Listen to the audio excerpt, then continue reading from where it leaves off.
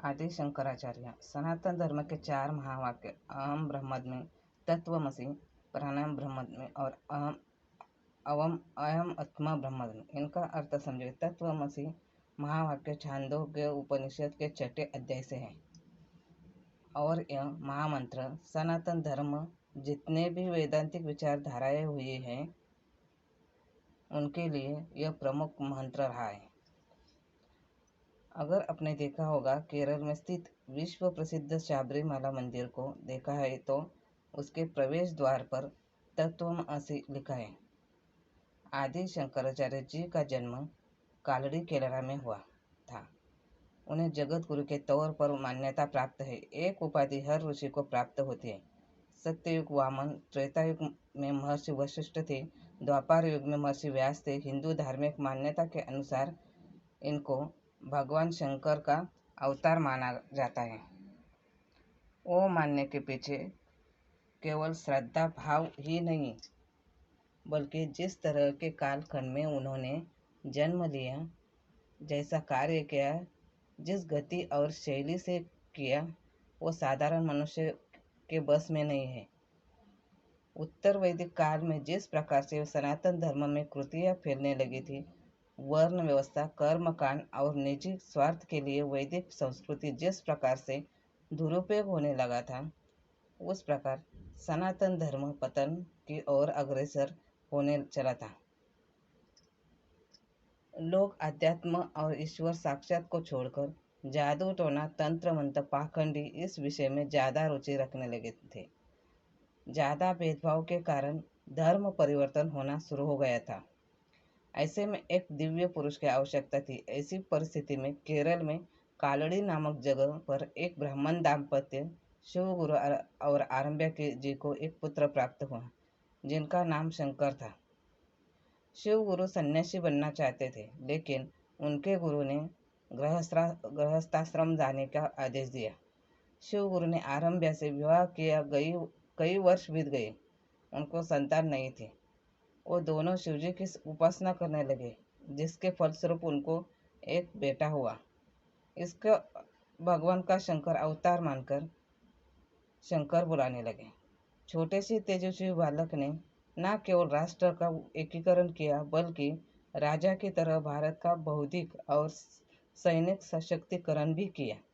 शंकराचार्य जी के पिता और दादा दोनों भी वेदों के उत्कृष्ट ज्ञाता थे, इसलिए बहुत ही छोटी आयु में शंकराचार्य जी का वेदों का अभ्यास हो गया था। शंकराचार्य 8 वर्ष की आयु में चारों वेदों के ज्ञाता हो गए थे और 12 वर्ष की आयु में सभी शास्त्रों में पारंगत हो गए थे।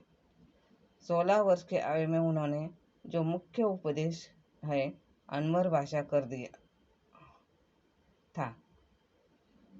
32 वर्ष की आयु में उन्होंने समाधि ले ली। तो जीवन के प्रथम 16 वर्ष में शंकराचार्य जी एक ऐसे व्यक्तित्व का निर्माण कर दिया था। अंतिम 16 वर्ष उनका विजन था। सनातन धर्म को लेकर उन्होंने सफलतापूर्वक किया। अंतिम 16 वर्ष में भारत का 4 बार भ्रमण किया। उन्होंने अधिक समय उत्तर भारत में बिताया। शंकराचार्य अपने समय में उत्कृष्ट विद्वान थे। गोविंद योगी शंकराचार्य जी के गुरु थे। हिंदू धर्म के अनुसार शंकराचार्य जी अपनी निष्ठा के फलस्वरूप अपने गुरु से शास्त्रों का ज्ञान ही नहीं प्राप्त किया बल्कि ब्राह्मणत्व का भी अनुभव किया। एक तरफ उन्होंने अद्वैत चिंतन को पुनर्जीवित करके सनातन हिंदू धर्म के दार्शनिक आधार को मजबूत किया, तो दूसरी तरफ उन्होंने जनसामान्य में प्रचलित मूर्ति पूजा का औचित्य सिद्ध करने का भी प्रयास किया। उन्होंने पूरे सनातन धर्म को एक सूत्र में बांधने के लिए भारत के 4 देशों में 4 मठ की स्थापना की और दशनमी और दंडी स्वामी ये दोनों तरह का संन्यास आरंभ किया। उत्तर में ज्योतिर्मठ, पश्चिम में द्वारका मठ, दक्षिण में श्रृंगेरी मठ और पूर्व में गोवर्धन मठ। ये 4 मठ 4 वेदों की रक्षा करते हैं और उनको हेरिटेज को प्रिजर्व करते हैं। जैसे उत्तर में ज्योतिर्मठ अथर्ववेद को संरक्षित करता है। अथर्ववेद के रिलेटेड जितने भी ग्रंथ हैं उसकी रक्षा या संरक्षण या उसका जो ज्ञान विज्ञान है उसको प्रेषित करने का काम है। वो जो ज्योतिर्मठ का है, इस तरह से पश्चिम दिशा में द्वारका मठ वो सामवेद को संरक्षित करता है। पूर्व में गोवर्धन मठ, वहाँ पर ऋग्वेद को रखा गया है। और श्रृंगेरी मठ जो दक्षिण में है, वहाँ पर यजुर्वेद का ज्ञान विज्ञान है, उसको संरक्षण प्राप्त है।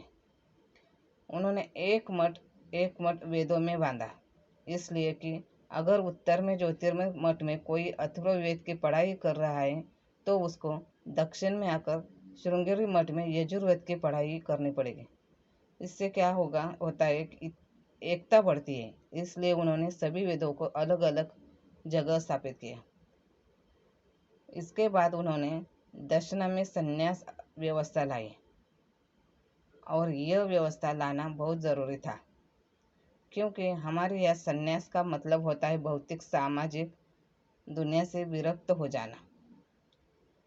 अध्यात्म के में ब्रह्म का अनुसरण करना। शंकराचार्य जी ने 2 सेनाएं खड़ी की थी, एक दंडी स्वामी और नागा संप्रदाय। दंडी स्वामी वैदिक ज्ञान की रक्षा करते थे और सनातन धर्म पर लगे आरोपों को निवारण करते थे। वही जो नागा संप्रदाय आक्रमणकारियों से लड़ने के लिए शस्त्र विद्या में पारंगत किए जाते थे। न केवल भौतिक युद्ध, सैनिक युद्ध में शंकराचार्य जी ने तैयार किया था, क्योंकि भारत के इतिहास में उन्हें पता था कि जितना शास्त्र पूर्ण है उतने शस्त्र भी उसके बाद सनातन धर्म का संगठित करने की दिशा में बहुत बड़ी समस्या खड़ी हुई। क्या होता था कि सनातन धर्म में 6 तरह के दर्शन थे, उसके अलावा कई तरह के संप्रदाय थे, तो आपस में सनातन धर्म को बांटते थे। उनकी विचारधाराएं अलग अलग थी। सांख्य योग मीमांसा न्याय वैश्विक वेदांत। इसके अलावा हमारे संप्रदाय थे शैव वैष्णव गणपति और सौर। इनके भी इष्ट देवताएं थी जो इनके साकार भगवान का रूप में उनमें भी भेद था।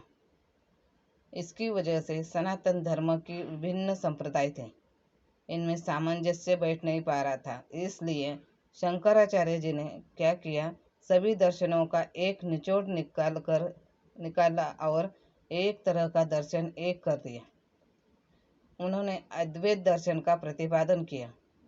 उन्होंने बताया कि जितने भी दर्शन अद्वैत है, सभी दर्शन विचारधाराओं को उन्होंने एक ही में मिला दिया।